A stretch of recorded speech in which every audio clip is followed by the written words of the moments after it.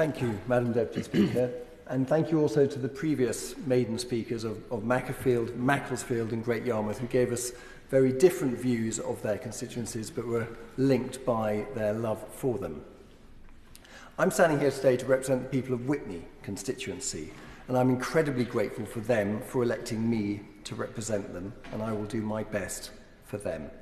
I'm also incredibly grateful for the people who helped me get here. We had a fantastic team that worked extremely hard to do that, so thank you all.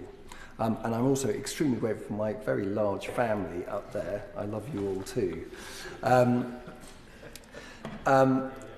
Until this July, Witney voted Conservative for 102 years. Famous parliamentarians from Witney include Douglas Hurd and David Cameron, and I owe David Cameron a backhanded vote of thanks because some of the decisions he made put me on the path to politics. I also want to thank Robert Courts, who worked very hard for the constituency for the last 8 years, so thank you. Our constituency is beautiful. It sits at the bottom of the Cotswolds.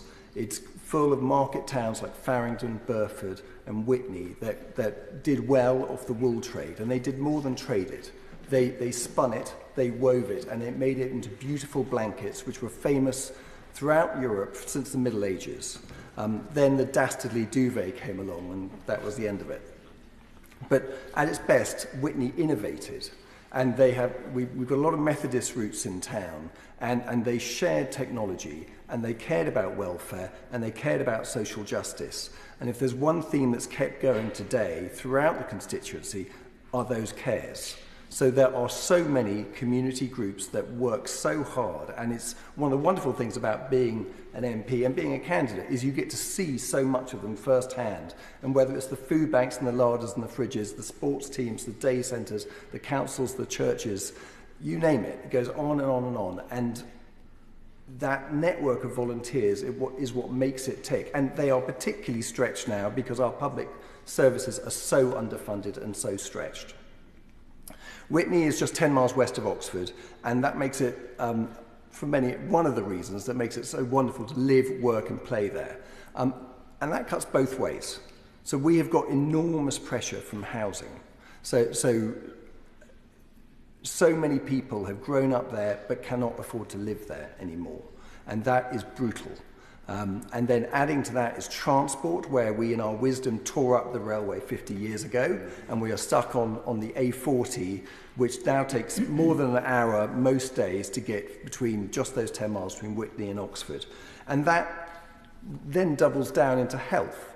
So we've got great GP practices around the constituency, but our secondary healthcare is in Oxford, which is virtually impossible to get to, and that causes an enormous amount of stress. So what we are trying to do is get secondary healthcare out of that hub in Oxford, out to Witney, where we can have redeveloped council-owned land into better healthcare services, more social rent housing, and better further education provision.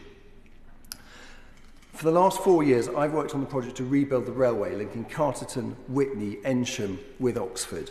It's a huge project, but we have got an opportunity now, and one of the things that has made it harder and easier is our new government has just said West Oxford's got to take 62% more housing, and that by itself will be a disaster, and it's too high a number. But what we can do if we're clever is do what our Victorian forebears did, which is you can put your housing around your railway stations and use that to fund the railway, and that is what we are intent on doing, and that would get Witney to Oxford in just 16 minutes, so a cut in travel time of 70%. Now, our rivers were our original transport links, and they did very well for our blanket industry and our quarrying industries, but we have not returned the favour.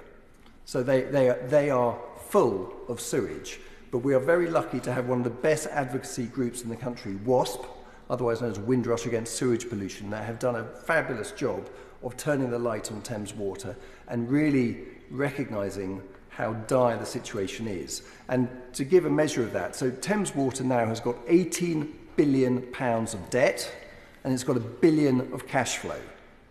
It's in breach of its operating licences, but is allowed to operate by this government with impunity. The sooner that that company is put into special administration, the better. Our constituency also plays a major part in the defence of our country. We've got the biggest airbase in the UK at RAF Brize Norton, just south of Carterton, and we've got the nation's Defence Academy at Shrivenham, in the south of the constituency. Since World War I, the women and men in my family have served our country. They fought for the Army, for the Navy, for the Air Force, for the Fleet Air Arm and the SAS. They've been awarded 1 MBE, 2 DSCs, 3 DSOs and a VC for their courage. One of the DSOs and one of the VCs was for saving lives rather than taking them. And that gives me a lot of respect for what the people in our forces, how they serve us. And at their best, that academy and that Air Force stands up for British values of democracy and human rights and rule of law. And what we need to do in our chamber here is make sure that we also stand up for those and make sure that we don't sell weapons to dodgy regimes. Today's motion is about Syria, and I fully support it because we need to get more humanitarian aid in there. 30 years ago, I visited Syria, and it was wonderful. I was invited to a wedding feast that evening by a chance meeting that morning, and the hospitality was fabulous.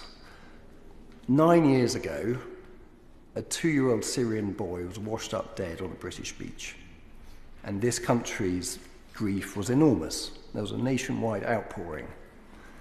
And almost by accident, my family ended up taking quite a few Syrian refugees, and they stayed with us for over a year, and we still stay in very close touch with them today. And that taught us how one of the key things a government can do is make it easy for its citizens to help these refugees come in and integrate into our country and our society. And that's something that we really have done not very well at all.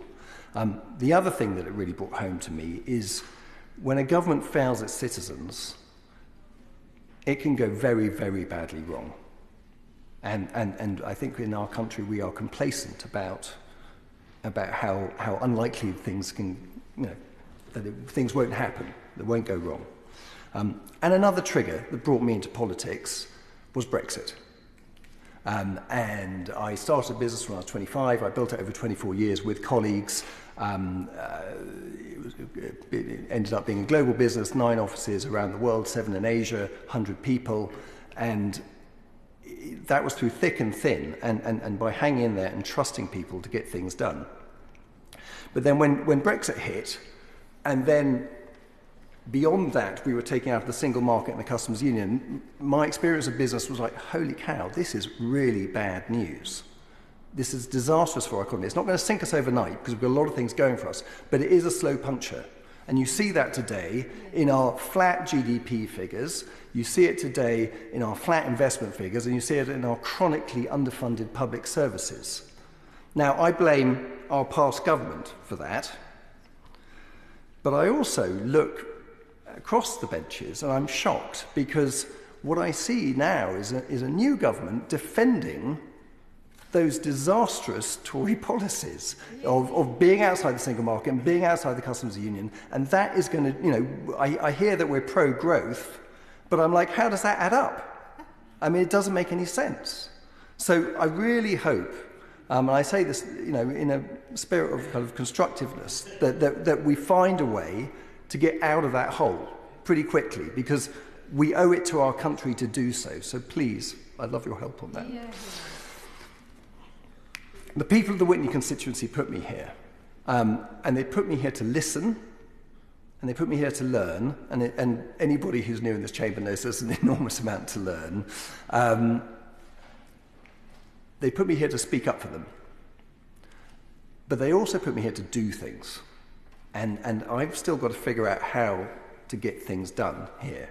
But I look forward to working with people all around the House to do that. So, people of Witney, thank you again for voting me in to represent you. I will do my very best.